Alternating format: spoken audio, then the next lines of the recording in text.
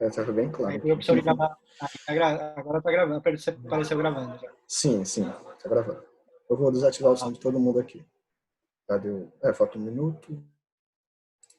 Aí começa.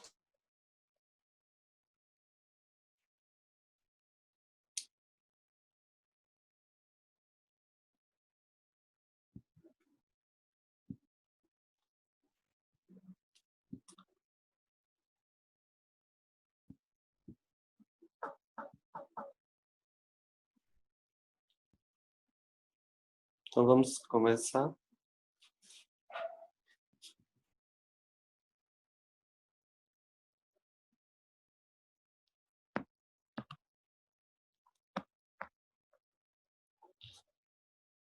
Então, boa noite, pessoal. Meu nome é Salmo Alencar, sou acadêmico de medicina da UFP, membro-diretor da LAOF, a Liga Acadêmica de Oftalmologia da UFP. Então, desde já agradecemos a presença de todos e vamos dar início ao nosso segundo iTalk. Nosso palestrante de hoje é o professor Davi Kirsch, especialista em oftalmologia pediátrica pela Unifesp, foi médico voluntário no serviço de estrabismo da Unifesp, no período de 2006 a 2009, médico da Associação de Pais e Amigos dos Excepcionais, a PAI de São Paulo, no mesmo período, é doutor em Ciências Visuais pela Unifesp, professor adjunto da oftalmologia da UFP, para nossa honra, membro do Centro Brasileiro de Estrabismo, é revisor do Journal of Pediatric Ophthalmology and Estrabismus, e o tema do webinar de hoje será oftalmopediatria na prática clínica. Então, passo a palavra para o professor Davi Kirsch. Desde já agradecemos sua disponibilidade para servir a Liga de Oftalmologia da UFP. Estamos muito felizes de proporcionar isso, porque o objetivo principal da nossa liga foi não especializar alunos em oftalmologia, mas dar a prática oftalmológica para o clínico generalista. Então, esse cumpre bem o nosso objetivo, que é a oftalmologia pediátrica na prática clínica. Então, obrigado, professor.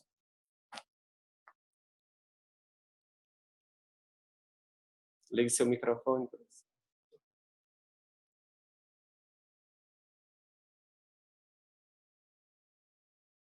Pronto, agora sim. Obrigado pelo convite. Essa aula é uma aula bem complexa, tem muita coisa. São várias aulas que eu coloquei, acabei juntando em uma só. A gente vai falar de muita coisa, então se eu estiver me alongando muito, depois qualquer coisa vocês me avisam, me falam. Quem quiser tirar o som e falar, perguntar, ficar com alguma dúvida, pode perguntar durante a aula, porque é muita coisa. Se deixar a dúvida para depois, vai acabar esquecendo. Então, se quiserem perguntar durante a aula, não tem problema nenhum. Então, primeira coisa, que é o mais importante, acho que a coisa mais importante é quando a gente deve fazer a primeira consulta da criança. Então, atualmente, o que a gente faz? O teste do olhinho, a gente orienta a ser feito logo após o nascimento. Ele é um teste que, em muitos lugares, por lei municipal, é obrigatório a criança sair de alta do hospital já com o teste do olhinho. Aqui em Teresina ainda não. Não tem essa lei municipal, mas os pediatras orientam para fazer o teste do olhinho o mais rápido possível. E a primeira consulta de rotina, entre 6 meses a 1 ano, mas isso a gente vai conversar depois melhor. O teste do olhinho é um teste bem simples, indolor, tranquilo, que não incomoda em nada a criança. Não precisa ser feito obrigatoriamente por um oftalmologista. Um pediatra, um clínico bem treinado pode fazer e só encaminhar para o oftalmologista se encontrar uma alteração. O que ele vai precisar é basicamente de um oftalmoscópio, que é esse aparelhinho que está na mão da médica aqui. O oftalmoscópio tem de várias marcas, esse é um oftalmoscópio mais simples, mas qualquer oftalmoscópio pode ser usado. A gente joga a luz no olho da criança, do bebê, e vê o reflexo que volta. Se a luz chega na retina e volta, o reflexo vai vir um reflexo avermelhado, porque a retina é vermelha por causa dos vasos sanguíneos. Então ela volta esse reflexo avermelhado, isso é o normal. Se esse reflexo não voltar avermelhado, pode voltar abolido ou pode voltar esbranquiçado, como nessa primeira figura, a gente vê o reflexo normal. Ele chega... Opa! Nessa primeira figura, ele chega vermelho nos 2 olhos, é o normal. Na segunda figura, a gente vê o reflexo chegando vermelho no olho direito e o esquerdo abolido, a gente não consegue ver reflexo nenhum. E na terceira figura, reflexo normal no direito e no esquerdo, um reflexo esbranquiçado. A causa, o teste do olhinho não serve para descobrir causas. O teste do olhinho é para a gente fazer um teste diagnóstico e descobrir e para achar alterações. Quando a gente vê um teste de olhinho alterado, aí sim a gente tem que passar para exames mais profundos para tentar descobrir qual é a causa dessa alteração no teste do olhinho. Então, o clínico, o pediatra, a primeira coisa, viu a alteração, aí sim manda para o oftalmologista. Mas quais são as alterações que podem causar, as principais que podem causar alteração no teste do olhinho? Então, a principal é a catarata congênita, que é uma alteração no cristalino. O cristalino ele é mais opaco. A catarata congênita ela é uma urgência, porque ela é diferente da catarata do adulto. Catarata do adulto, o adulto, se operar hoje ou operar daqui a 10 anos, o resultado vai ser o mesmo, vai ter uma boa visão. A catarata congênita já não. A catarata congênita, as primeiras semanas, os primeiros meses de vida são importantíssimos na formação das vias ópticas da criança. Qualquer coisa que atrapalhe a imagem de chegar na retina, que atrapalhe que a imagem chegue nessas vias ópticas, vão fazer com que essa via óptica não se desenvolva. Então, a catarata congênita, que às vezes quando é uma catarata muito grande, ela atrapalha completamente a imagem de chegar na retina, e isso pode atrapalhar a formação da via óptica e a criança nunca vir a enxergar normal.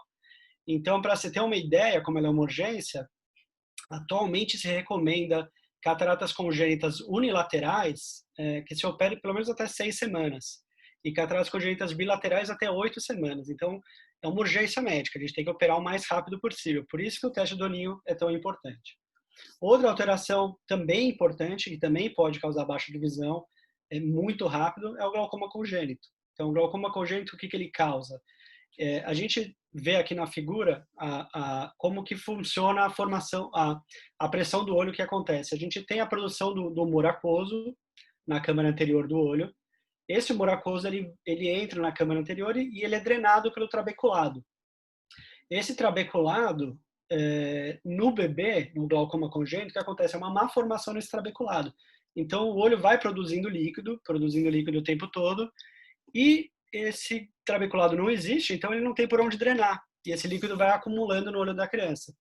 E uma coisa diferente no olho da criança do adulto é que a criança tem ainda a esclera, que é a parte branca do olho, muito mole, ainda mole, amolecida. Então, essa pressão aumentada no olho vai fazendo com que o olho cresça. E aí dá esse aspecto que a gente vê na foto de baixo, de chamar de bufitalmo, que é olho de boi. É um olho grande, um olho bem grande na criança. E além disso, como o olho vai crescendo, a córnea também vai crescendo, causa opacidade de córnea, causa edema de córnea, causando a tríade, que é a tríade clássica do glaucoma congênito, de sintomas que é lacrimejamento, fotofobia e blefaroespasmo. Lacrimejamento todo mundo sabe, fotofobia, incômodo da luz, e blefaroespasmo é um tremor da pálpebra. A pálpebra treme pelo incômodo, a criança acaba tendo esse tremor na pálpebra. Tratamento, a gente tem que fazer uma cirurgia, que chama ogoniotomia ou trabeculotomia, que é quebrar esse trabeculado para que o líquido possa começar a ser drenado naturalmente. Outra alteração muito grave que a gente pode descobrir no teste do olhinho é o retinoblastoma. O retinoblastoma é o tumor maligno mais comum ocular na infância, e ele representa em torno de 2 a 4% dos tumores malignos de todo o corpo na infância. Então, ele é mais ou menos comum e é um tumor maligno que tem que ser tratado o mais rápido possível. Agora, paciente fez o teste do olhinho, tudo normal, já é suficiente para todos os casos? Não. A menininha aqui falou que não. Na verdade, o teste do olhinho, se a gente achar tudo normal, por enquanto é suficiente, até uma primeira consulta de rotina. Agora, no caso desse bebezinho aqui do lado, não. O bebê pode ter uma coisa que chama retinopatia da prematuridade, os bebês prematuros. Então, no caso do prematuro, não adianta só fazer o teste do olhinho. A gente tem que fazer também uma coisa que chama mapeamento de retina, que é ver toda a retina do bebê para saber se ele está tendo a retinopatia da prematuridade. Para quem não sabe, a retinopatia da prematuridade, o que acontece? os vasos da retina, eles se formam só no final da gestação. Então, eles começam a se formar a partir de 16 semanas e ele só vai se completar completamente a formação dos vasos aos 42 semanas. Então, só se completa depois, muitas vezes depois do nascimento. Só que em bebê prematuro, acaba tendo uma área de retina avascular, uma área de retina que ainda não formou os vasos, muito grande. E aí essa área de retina vascularizada acaba tendo uma produção de VEGF, né, que é Vascular Endothelial Growth Factor, que é o fator endotelial de crescimento, e tem uma produção de vasos rápido para tentar suprir essa retina que está avascularizada, que não está chegando sangue. E aí começa a produzir neovasos, que são vasos mal formados, vasos feitos rápidos, mal formados. Esses neovasos podem romper, formar hemorragia e podem até causar um descolamento de retina. Então, quem é o grupo de risco para ter retinopatia da prematuridade? Principalmente bebês nascidos abaixo de 1.500 gramas e idades gestacionais menores que 32 semanas. Pode ocorrer também em criança maior, principalmente se tiver usado oxigenoterapia, porque esse choque de oxigenoterapia, de usar concentrações mais altas de oxigênio, faz com que tenha uma produção maior de VEGF. Então, teoricamente, você pode indicar mapeamento em casos abaixo de 1.500 e menores de 32 semanas, e se tiver oxigenoterapia, indicar mesmo em crianças maiores, o mapeamento de retina. Mas se você pedir mapeamento de retina para todo prematuro, você não vai estar errando. Então, na dúvida, se tiver dúvida, é bom sempre pedir um mapeamento de retina.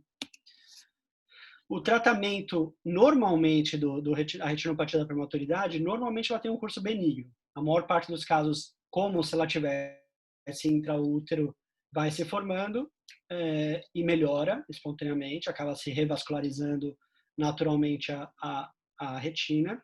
Mas, em alguns casos, a gente, quando tem uma produção muito grande de VEGF, começa a se ter neovasos, é necessário o uso de laser para se aplicar naquela área vascular, ou a crioterapia também, que é gelo, é uma caneta de gelo que se aplica, faz congelar aquela área também para aquela área vascular, para evitar que aquela área continue produzindo VEGF. Ou atualmente ainda tem alguns estudos, ainda não é uma coisa completamente estabelecida, porque a gente não sabe a longo prazo se vai ter algum problema para o bebê sistêmico, mas o que se usa, também se usa agora, hoje em dia, é injeções de anti-VEGF. A gente tem injeções intravítreas, injeções dentro do olho, de um produto anti-VEGF que suprime essa produção de VEGF e deixa com que a doença tenha o seu curso benigno. E aí a consulta de rotina, como eu já falei antes, a primeira consulta de rotina é indicada pela Academia Americana de Oftalmologia entre 6 meses e 1 ano, mas em qualquer idade, isso é importante, qualquer idade é possível a gente examinar a criança, em qualquer idade bebê, é possível saber grau. Nessa foto, a gente vê um exame que chama retinoscopia. A gente coloca essa reguinha com esse aparelho que chama retinoscópio e a gente consegue focar a imagem do retinoscópio na retina e a gente consegue definir o grau da criança. Então, qualquer idade, esse exame não precisa de colaboração, não precisa de nada para a gente conseguir definir grau, por exemplo, de uma criança. Quanto mais cedo a gente descobre alterações, mais chance da criança vir a ter uma visão normal no futuro. Então, quanto mais cedo, melhor. E agora, o que todo mundo me pergunta, mas como você vai saber que a criança enxerga se ela não fala nada? É possível a gente saber que a criança enxerga mesmo que ela não fale? Sim, né? A gente tem algumas coisas que a gente pode fazer. Então, a primeira coisa, só de olhar para a criança, a gente já consegue perceber. A criança, você vê a fixação. O normal do desenvolvimento ocular é que a criança comece a ter o reflexo de fixação, de levar a imagem até a mácula, em torno de 1 mês de vida. E seguir, quando a gente coloca objetos e vai ela ir seguindo, em torno de 1 mês e meio, 2 meses, varia, claro que crianças prematuras acabam sendo um pouquinho mais atrasado. Mas pela fixação, pela criança seguir, a gente já consegue saber se ela tem uma boa visão. E a gente pode trampar um olho de cada vez para avaliar um olho de cada vez, porque a criança pode ter uma boa visão em um olho e no outro olho não tão boa. Então, a gente pode tampar um olho de cada vez. Agora, em crianças que têm estrabismo, vou falar depois da preferência ocular, o Teller e a potencial visual evocada de varredura, que são os exames que a gente pode usar. Então, a preferência ocular, no paciente que tem estrabismo, é muito fácil a gente saber se a criança tem uma boa visão nos 2 olhos, porque a criança que tem estrabismo, ela usa um olho de cada vez, como essa menina da foto. Se a criança tiver uma boa visão em um olho, ela vai deixar sempre o olho ruim desviado. Se a criança tiver uma boa visão nos 2 olhos, para ela vai tentar fazer qual olho que ela vai estar usando. Como essa menina na foto, ela está olhando numa primeira foto com o olho esquerdo e na outra foto com o olho direito. Então, para ela tanto faz qual olho que ela está usando. Então, a gente consegue saber que ela tem uma visão pelo menos semelhante nos 2 olhos. Agora, a gente tem alguns exames subjetivos, alguns exames mais objetivos que a gente pode usar para realmente medir a visão.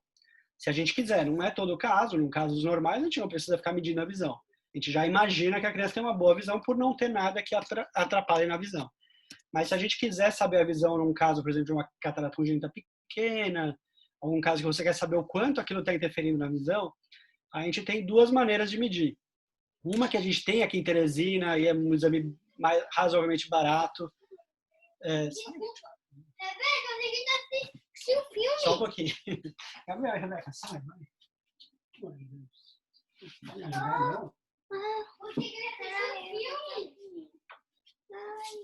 Coisa. É só 1 minuto, né? Só 1 minuto, né? Rebeca, sai, não. Tá bom, Rebeca, tchau. Desculpa. As crianças invadiram aqui. Então, o Teller, ou o que a gente chama de CAT, cartões de acuidade de Teller, a gente sabe, na verdade foi na psicologia que descobriram isso, que a criança, quando a gente coloca uma parte listrada e uma parte lisa, sem listras, a criança tende a olhar para a parte listrada sempre. Então, a gente coloca esse cartão... Só porque a Rebeca vai ficar ali, eu tô aqui. A gente...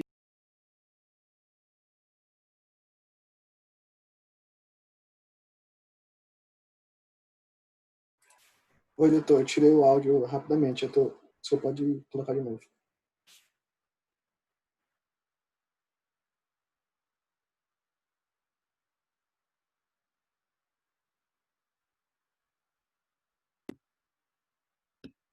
Pronto, agora deu certo. Então, Vou botar aqui de volta. Então, o teste de Teller, a gente coloca esse cartão, ele tem um furinho no meio, então a gente fica olhando pelo furinho no meio, e a gente coloca o cartão e vê a reação da criança. A criança vai virar a cabeça para olhar para a parte quadriculada, listrada, na verdade. A gente tampa um olho para fazer um olho de cada vez, e aí os cartões eles vão diminuindo o tamanho da listra. Então, listras maiores significam uma quantidade de visão, e vão ficando cada vez menores. E aí, em algum momento, a criança vai perder aquele interesse pela listra, porque para ela não vai enxergar a listra, vai achar igual os dois lados. Quando a criança perde o interesse, a gente sabe a visão que a criança chegou até aquele cartão. E aí a gente consegue saber o quanto a criança está enxergando. O outro exame, que é o PVE de varredura, é um exame como o Teller, a ideia é a mesma do Teller, só que é um exame mais objetivo. A gente coloca eletrodos na cabeça da criança e aí o computador ele vai mostrando estímulos como o estímulo do Teller, só que aqui é quadriculado, e que vai ficando cada vez menor. E aí, pelo eletrodo, a gente consegue ver esse estímulo chegando no córtex occipital, no córtex da visão. E aí a gente consegue ver até quanto desse estímulo chegou. Então a gente consegue ter uma medida bem objetiva da visão daquela criança. O PVE de varredura a gente não tem aqui, tem em São Paulo, é difícil, não é muitos lugares que tem, mas é o melhor exame para a gente ter uma medida mais objetiva da visão. Agora, na primeira consulta, o que a gente vai avaliar? A gente vai avaliar algumas alterações que são principalmente as mais comuns que a gente vai encontrar em crianças. São os erros de refração, o estrabismo e a ambliopia. A gente vai falar um por um agora. O erro de refração, a gente tem principalmente três, né? Então, o olho normal, que a gente chama de olho normal, o olho emétrope, é quando a imagem que vem do infinito, ela se foca direitinho na retina, na mácula. Ali esse é o olho normal. Quando a imagem que vem do infinito, ela se foca atrás da retina, que o olho é um olho pequeno, a gente chama de hipermetropia, que é o mais comum na criança. Agora, quando a imagem se foca antes de chegar na retina, o olho é um olho longo, chama miopia, e o astigmatismo, que é um pouco mais difícil de compreender, mas a ideia, o astigmatismo que acontece é quando que essa imagem que chega do infinito, em alguns eixos, em dois eixos diferentes, elas chegam em lugares diferentes. Elas chegam uma parte anterior ao olho, uma parte mais posterior, chegam em posições diferentes. Isso é o astigmatismo. Vocês têm, acho que, não sei se vocês têm ideia de qual é o erro de refração mais comum no mundo. Não sei se vocês têm ideia, mas a partir de agora vocês vão saber. O erro de refração disparadamente mais comum no mundo é a miopia. Na verdade, ela é a desordem ocular mais comum no mundo todo. Para vocês terem uma ideia, só olhando esse mapinha aqui embaixo, em alguns países, principalmente na Ásia, mais de 90% da população são míopes.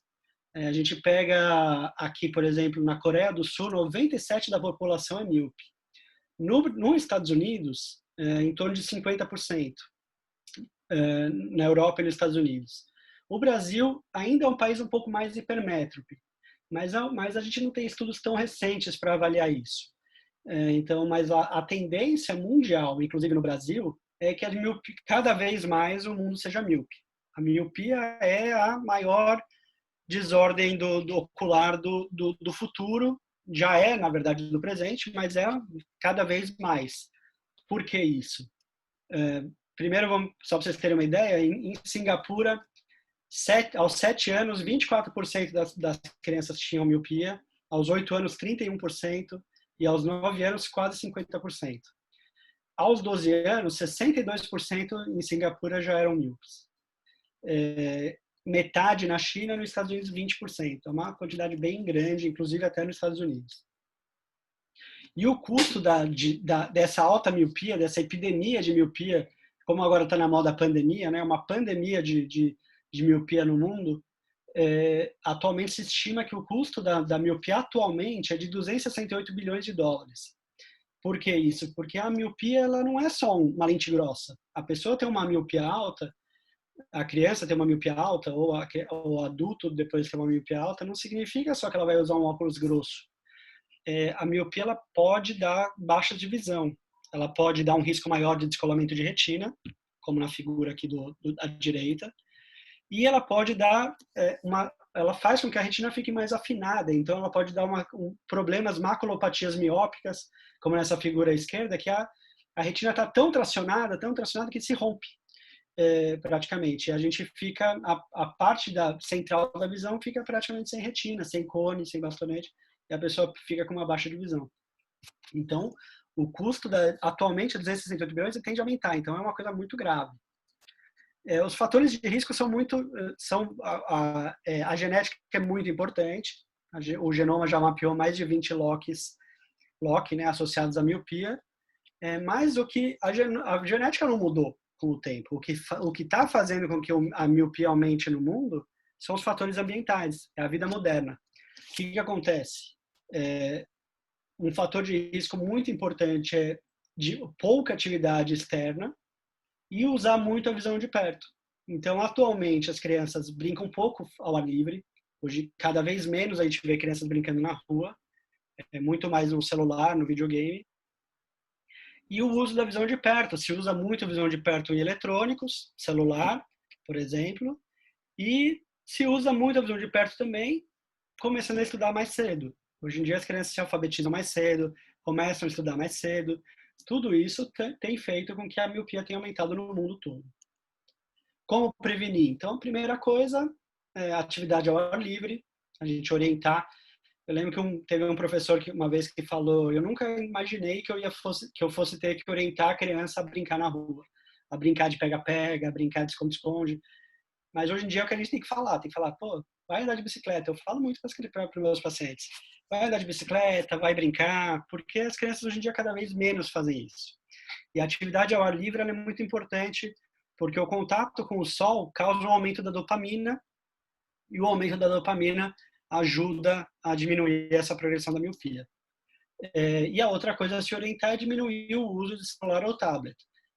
Todo mundo me pergunta, os pais sempre me perguntam quanto que ele pode. Não existe uma regra. Quanto usar não existe. Na verdade, o mínimo possível, mas o que orienta é usar no máximo 2 horas por dia e pelo menos tentar evitar ficar mais que 30 minutos. Então, né, depois dos 30 minutos, descansar um pouco e depois pode voltar a ficar um pouco mais, mas evitar que usar por tanto tempo prolongado. Agora, o tratamento da miopia, de todos os erros de refração, é usar óculos. Agora, existe um outro tratamento para ajudar a evitar essa progressão da miopia, para evitar que o olho aumente e que a miopia vá aumentando e que a criança tenha uma miopia muito alta no futuro, que é o uso de atropina, da atropina 0,01%. O efeito da atropina, ele ajuda a diminuir esse crescimento do olho. Agora, por que ele ajuda a evitar o crescimento do olho? A gente não sabe. Agora, o que a gente imagina é que pode ser que ele cause uma diminuição da acomodação e melhore o processo de metropização, ou ainda que ele aumente a produção da dopamina e, com isso, diminua também esse crescimento do olho. Mas, para vocês terem uma ideia desse crescimento do olho, eu botei essa imagem aqui embaixo. O que acontece? Quando criança é hipermétrope, como aqui em cima, a imagem se foca atrás do olho. E aí, quando ela se foca atrás do olho, a gente tem que usar um músculo, que é o músculo ciliar, que ele contrai, muda o formato do cristalino e consegue trazer essa imagem até a retina. Então, a criança consegue enxergar, mesmo sendo hipermétrope. E aí, para conseguir enxergar, ela faz esse uso dessa acomodação, que é usar esse músculo, e isso faz com que aumente a pressão posterior do olho. E isso vai estimulando ao crescimento do olho, então vai estimulando que a hipermetropia vá diminuindo, ou, no caso, que a miopia vá aumentando em casos de crianças que já têm miopia. No caso do míope, teoricamente ele não acomodaria, porque a imagem cai sempre na frente do olho. Só que quando a gente corrige a miopia com óculos, a criança deixa de ser míope. Então, quando ela vai olhar para perto, ela precisa acomodar do mesmo jeito. Então, ela continua tendo esse estímulo de crescimento do olho. Então, por isso que a miopia tende a aumentar. E aí, para a gente tentar aumentar, evitar que aumente muito a miopia, que a criança seja uma alta míope no futuro, a gente pode fazer uso da atropina. Então, esse daqui é do estudo do ATOM 1, que é um estudo feito na China com muitas crianças, acho que 600, que eu não me lembro exatamente a quantidade, mas muitas crianças. E eles tentaram usar a atropina 1%, tiveram ótimo efeito. Começaram a usar 0,5%, tiveram ótimo efeito. Passaram a usar 0,1%, tiveram ótimo efeito. E depois passaram a usar 0,01%, que é muito baixo, e tiveram ótimo efeito. Conseguiram perceber que teve uma diminuição muito grande da progressão da miopia, comparado com os olhos que não usavam o colírio. Então, atualmente, a gente tem recomendado o uso de atropina para crianças a partir de 6 anos, que a gente vê que tem miopia e que está tendo progressão.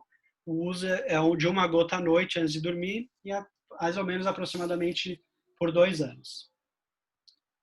Outra coisa que a gente pode avaliar, perceber no exame da criança é o estrabismo. O estrabismo é um desalinhamento ocular. A gente também sempre me perguntam até quando que é fisiológico, né, a criança desviar. A gente vê muito pediatra achando estrabismo é normal até 2 anos. Não, na verdade, o estrabismo é normal, pode ser fisiológico, até a criança começar a ter reflexo de fixação, que é em torno de 1 mês, como eu falei para vocês. Depois que a criança começa a fixar, já não é normal desviar. Então, a partir de 1 mês, 2 meses, já não é para ter desvio. Se a criança tiver algum desvio, encaminhe para o oftalmologista, que a gente tem que descobrir o que está acontecendo.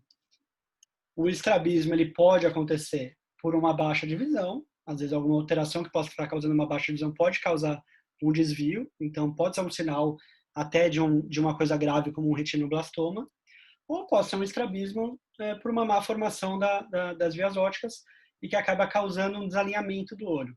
A gente tem estrabismo para todos os lados, né? Então a gente vê aqui em cima o estrabismo convergente, o estrabismo divergente na segunda figura e uma hipertropia do olho esquerdo na terceira figura, e uma hipotropia, né, o olho direito para baixo na última figura.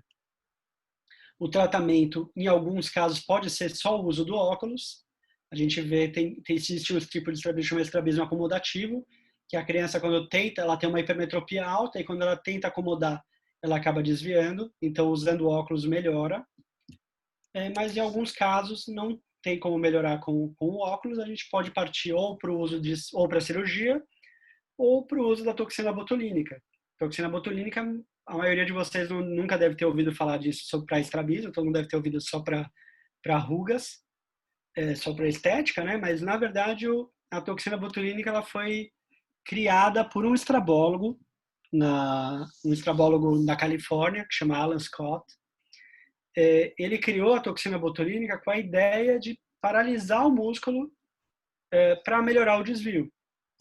E a toxina botulínica, no estrabismo, ela é diferente da toxina botulínica que a gente usa, por exemplo, na pálpebra, para melhorar rugas.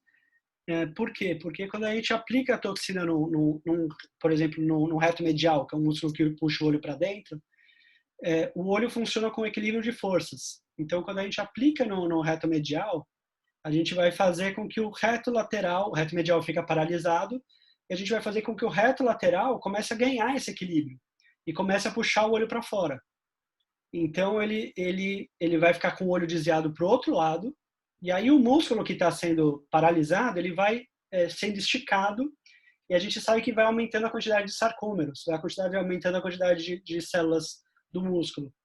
E o outro músculo que tá puxando vai ficando mais contraturado, vai ficando mais contraído. Então, passando o efeito da toxina, que dura em torno de 3 a 6 meses, o olho não volta a ficar como era antes. Ele não volta a continuar tendo desvio.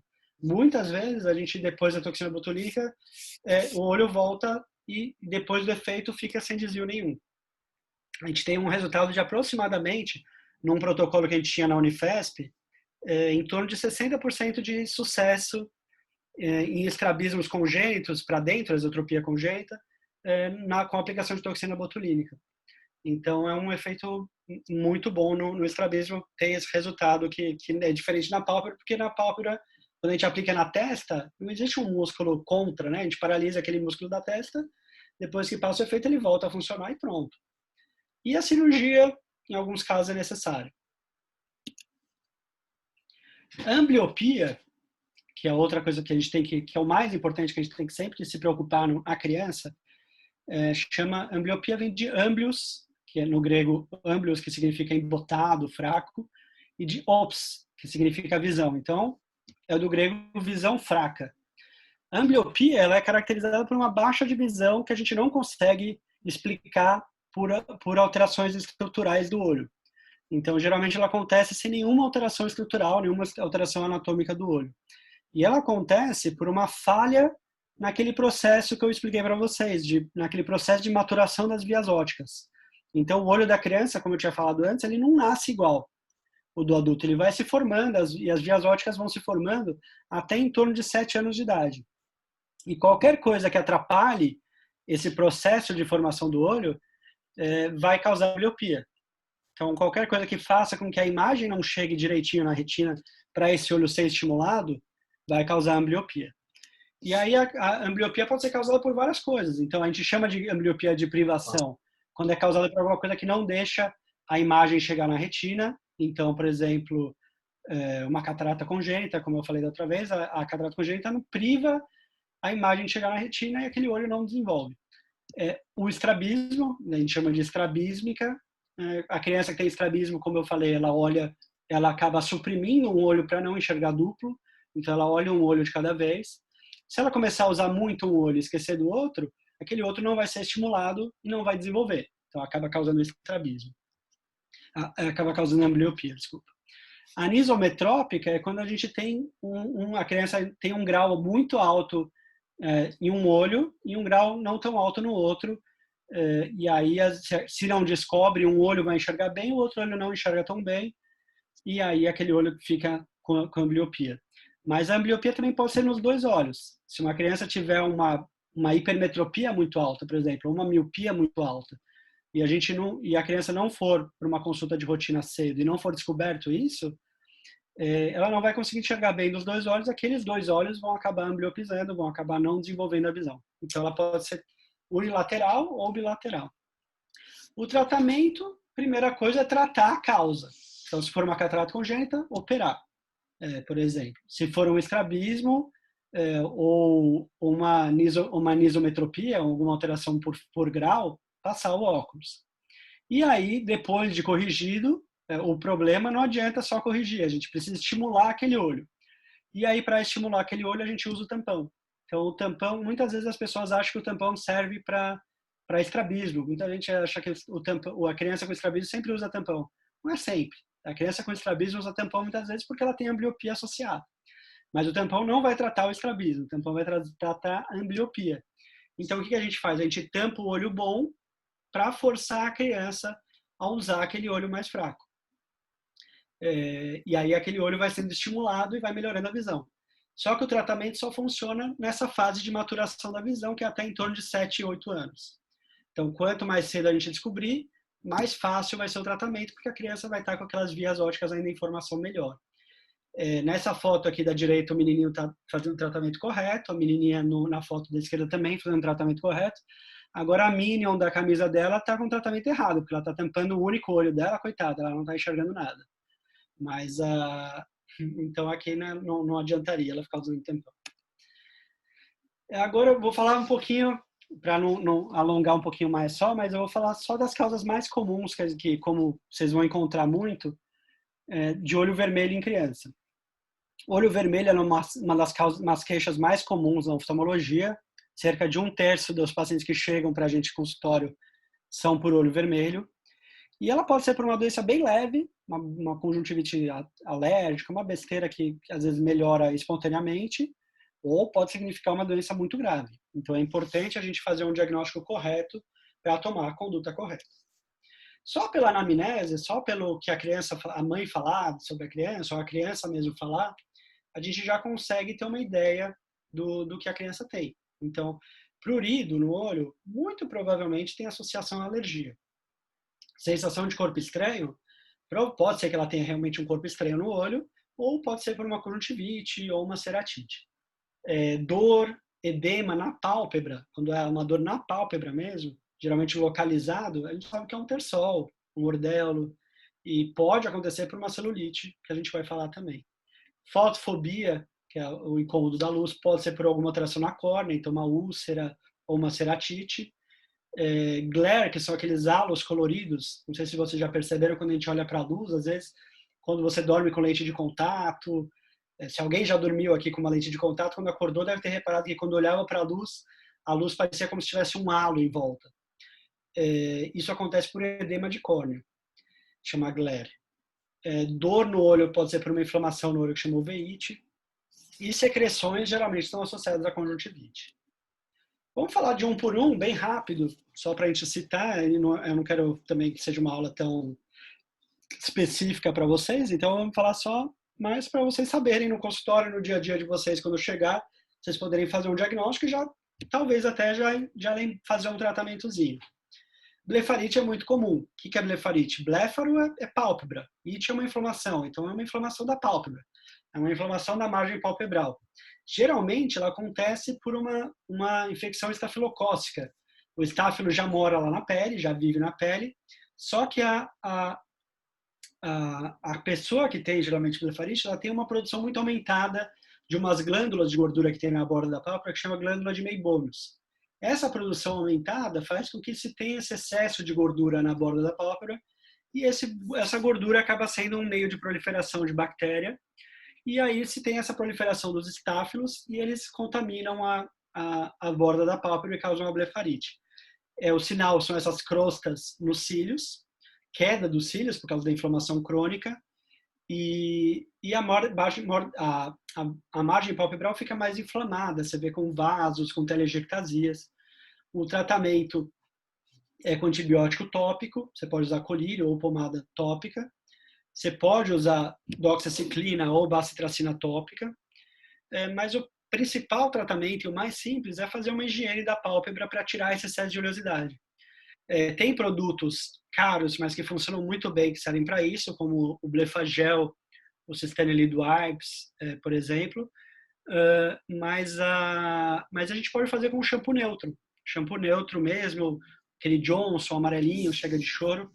A gente pode pegar a espuma dele e limpar a borda da pálpebra com o olho fechado.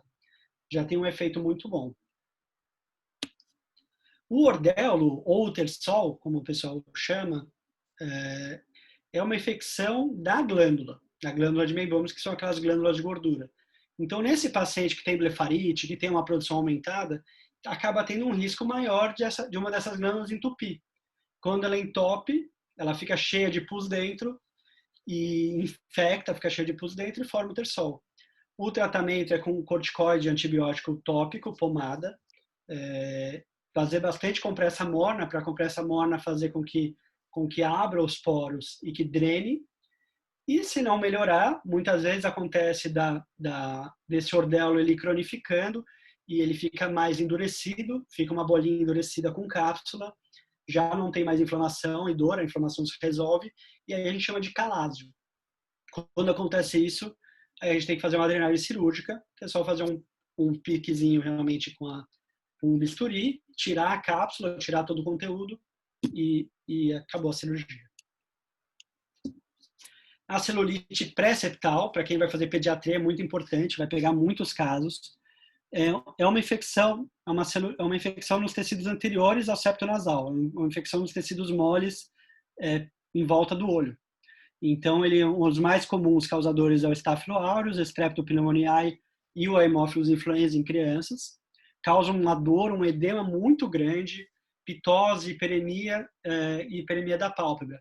Diferente do ordelo, do terçol, que dá uma inflamação na pálpebra, mas dá uma inflamação na pálpebra bem localizada, a celulite dá uma inflamação na pálpebra bem generalizada, bem na pálpebra toda, pegando pálpebra inferior, superior, e às vezes a criança não consegue nem abrir o olho. O tratamento é com antibiótico terapia sistêmica, mas quando é pré-septal não é tão grave, mas em bebês o septo ainda é muito, muito pequeno, o septo ainda é muito, muito fino. Então, em bebês, às vezes é importante internar, mesmo em celulites pré-septais, para evitar que evolua para uma celulite orbitária. Então, que é o que eu vou falar agora. Então, a celulite pré-septal, como a gente vê ali em cima, ela pega só os tecidos anteriores ao olho. Ele não pega o septo orbitário, que é o septo orbitário a margem que vai dividir o olho da órbita. A celulite orbitária, ela já passa o septo orbital, então ela já acaba infeccionando toda a órbita. Então ela infecciona músculos, gordura orbitária, pode formar abscessos, pode formar abscesso orbital, abscesso subperiósteo, e ela é muito grave, por quê? Porque atrás da órbita, o que já passa ali? A meninge. Então, ela acaba tendo um risco muito grande de poder evoluir para uma encefalite e pode evoluir para uma trombose de seio cavernoso. Então, são doenças muito graves que podem evoluir a celulite orbitária. Então, a celulite orbitária é uma urgência médica. O paciente tem que internar na hora. Ela acaba se diferenciando muito da celulite, clinicamente, da celulite pré-septal, porque ela causa uma proptose, baixa de visão, que a celulite orbitária pré-septal não causa.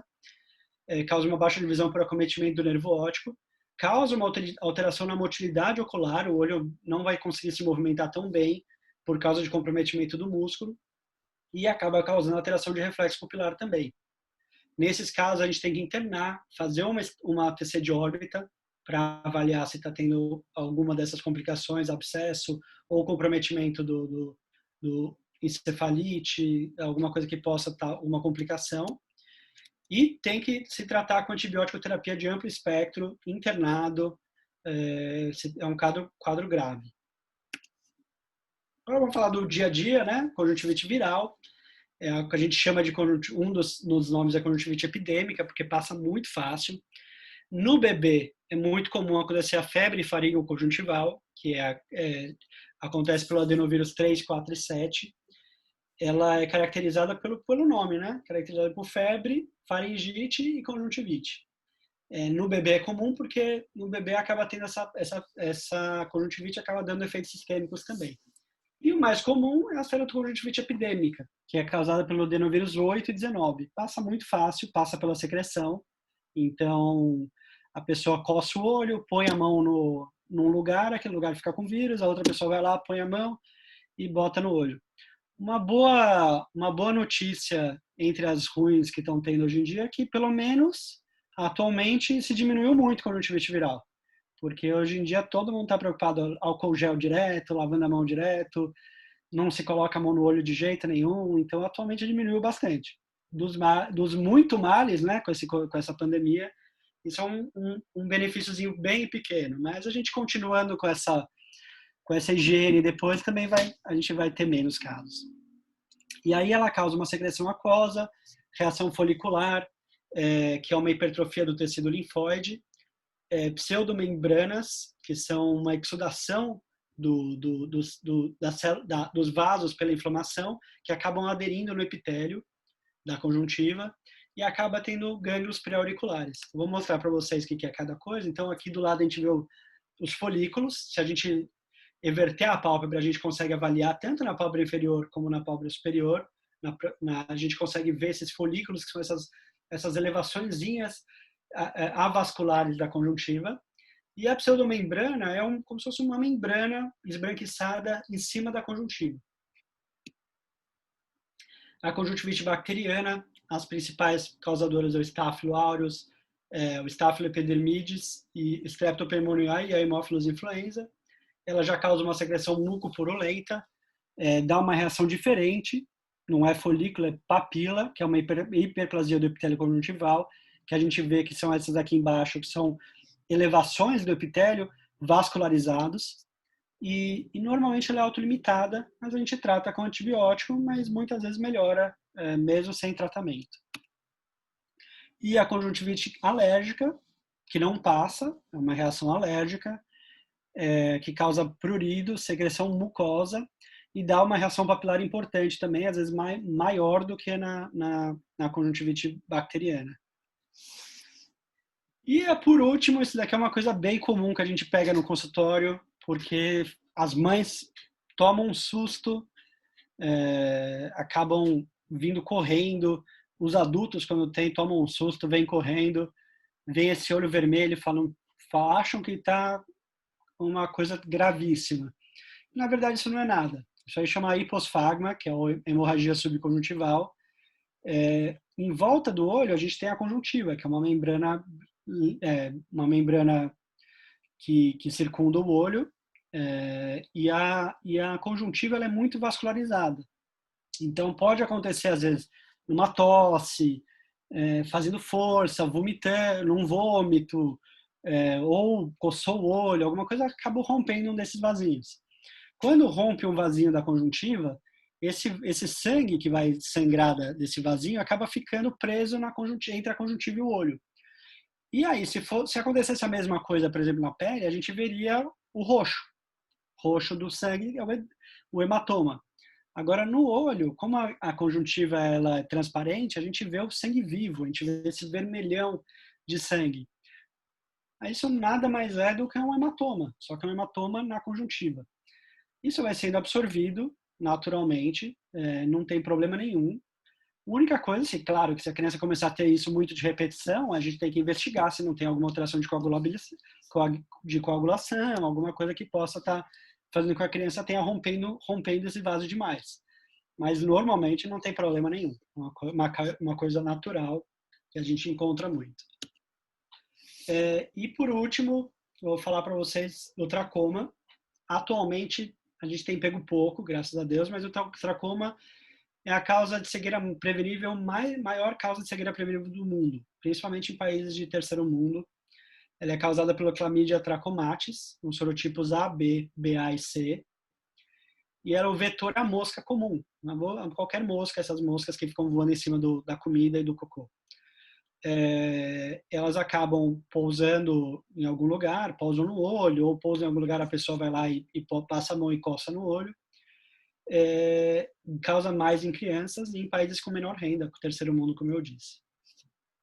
O sintoma é uma conjuntivite crônica, que causa prurido, lacrimejamento e sensação de corpo estranho. E aí ela vai evoluindo nessa classificação. A Organização Mundial de Saúde classifica desse jeito: tracoma folicular, que a gente vê folículos no exame, é uma conjuntivite crônica, que a gente vê os folículos que nem a conjuntivite viral. Depois a inflamação tracomatosa, que a gente vai ver folículos junto com papilas. Tracoma cicatricial, que a gente vai começar a formar cicatrizes na conjuntiva. E aí o que acontece? Essas cicatrizes acabam fazendo com que a conjuntiva vá causando uma triquíase, né? Que é o cílio virando para dentro do olho. E a triquíase acaba causando uma opacidade corneana, levando à cegueira. Então a gente vê aqui as classificações. Então, primeiro, folículos. A gente vê alguns folículos na pálpebra superior. No B, a gente vê já alguns folículos junto com papilas, que é a fase inflamatória. Na C, a gente já vê cicatrizes, né? A gente vê que está tendo essa área branca, que já é uma área de cicatrização da conjuntiva. E aí essa cicatrização vai retraindo a pálpebra e faz com que os cílios se virem para dentro. Esses cílios virados para dentro vão ficar raspando na córnea, levando a uma opacidade corneana, que é aqui na figura E, que já é um caso grave.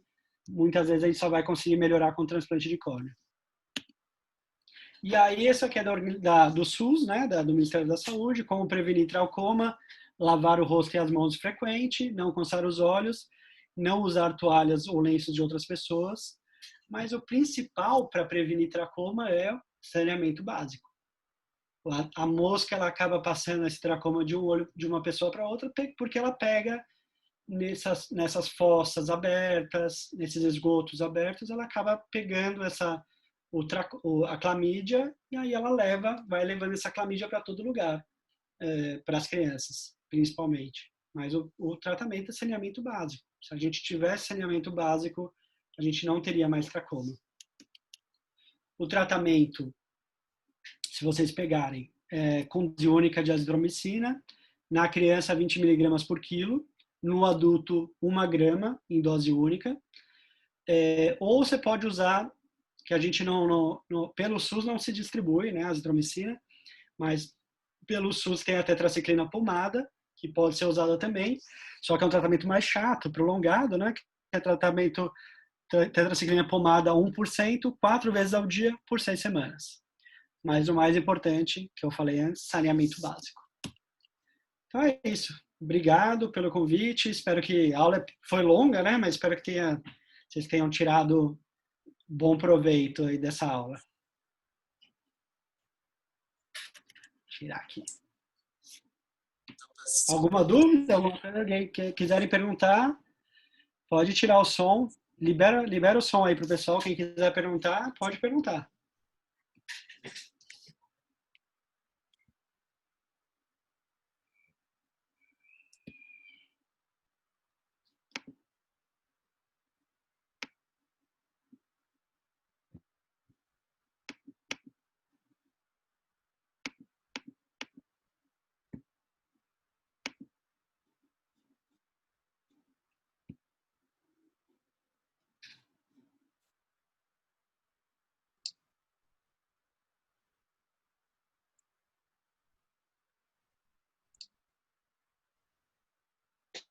Tá me ouvindo? Se quiserem mandar dúvida pelo link, pelo bate-papo, também pode. Eu respondo aqui se precisar. Mas se alguém quiser tirar o microfone e falar, pode também falar. Tá me ouvindo? Tô ouvindo. Pode falar. Professor, na celulite preceptal, qual é o melhor tratamento na criança? Na preceptal, geralmente a gente entra com cefalexina. Mas depende da criança. Mas geralmente com cefalexina já tem um efeito muito bom. Infecção da pele, né? Tem um efeito muito bom com cefalexina. Obrigado. Agora, a celulite orbitária, a gente tem que entrar com amplo espectro. Então, a gente já tem que pegar uma cefalosporina, se for orbitária, né? Uma cefalosporina de terceira geração, quarta geração, e associar com metronidazol, porque a gente tem que cobrir tudo. É uma coisa que a gente não pode perder tempo. Enquanto chega a cultura, já vai cobrir com um amplo espectro.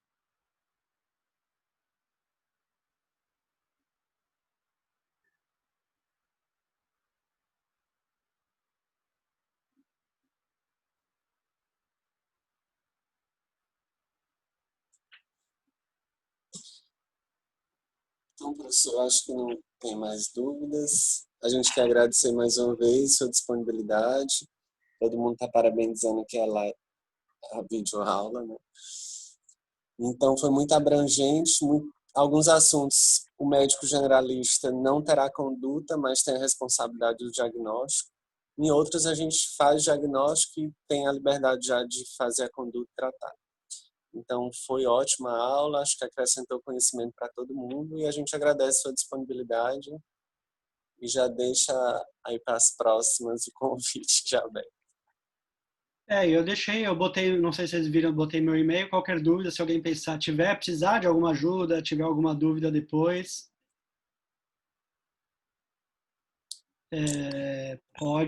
pode mandar para o meu e-mail que vai ser um prazer responder, sem problema nenhum.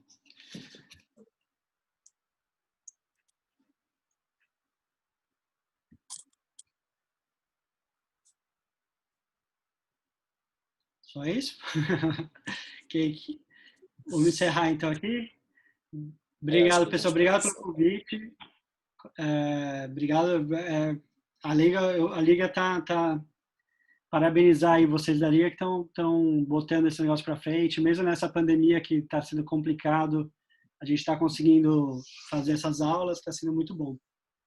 Mas vamos, se Deus quiser, daqui a pouco a gente volta a ter uma parte mais prática, né? Voltar a se encontrar de novo. Sim. Então, Vinícius, pode encerrar. Certo, vou encerrar aqui. Davi, tem uma pergunta. Pode falar. Cadê você? Alô? Agora sim. Boa noite, sou pediatra. Eu tenho uma pergunta. Os pediatras têm muita dúvida na diferença clínica da celulite pré-septal e pós-septal. Porque quando a criança chega, está com o olho fechado, a gente não consegue abrir. E aí, geralmente, a gente põe para interna, geralmente interna.